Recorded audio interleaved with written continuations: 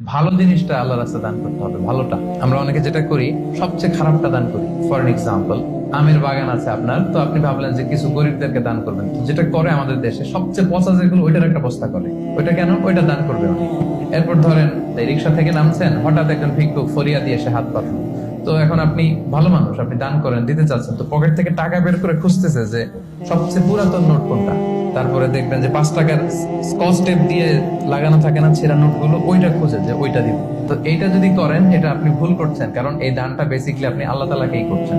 কিয়ামতের দিন আল্লাহ বলবে, আমারে তুমি খাবার দিলা না, আমাকে পোশাক দিলা না, আমাকে সাহায্য করলা। বনি আদম বলবে, আল্লাহ বলেন কি? আপনি খাবার চাইলে তো সারা দুনিয়ার সব দামি দামি খাবারের বস্তা আপনার কাছে এনে দিতাম, আপনি পোশাক চাইলে তো আমারটাই খুলে দিতাম। আল্লাহ বলতেন, ওই যে অসহায় পীড়িত দুস্থ সুবিধা বঞ্চিত মানুষগুলোকে খাওয়ালে আমাকে খাওয়ানো হতো, তাদেরকে পড়ালে আমাকে পড়ানো হতো। তো এই যে আপনি ছিঁড়া নোটটা যে গরিবের হাতে দিলেন, আসলে ওইটা আল্লাহরে দিছেন আপনি। এটা কখনোই করবেন না। আল্লাহ তাআলা বলছেন, ওয়ালা তায়াম্মামুল খাবিসা মিনহু তুনফিকুন। খারাপটা আল্লাহরে দিও না, আল্লাহর রাস্তায় ভালোটা দিবেন। সবচেয়ে ভালোটা যদি আপনি আল্লাহর রাস্তায় দিতে না পারেন, তাহলে আপনি ইমানদারি হতে পারবেন। তাই আমরা ভালোটা দিব, বুঝে করি।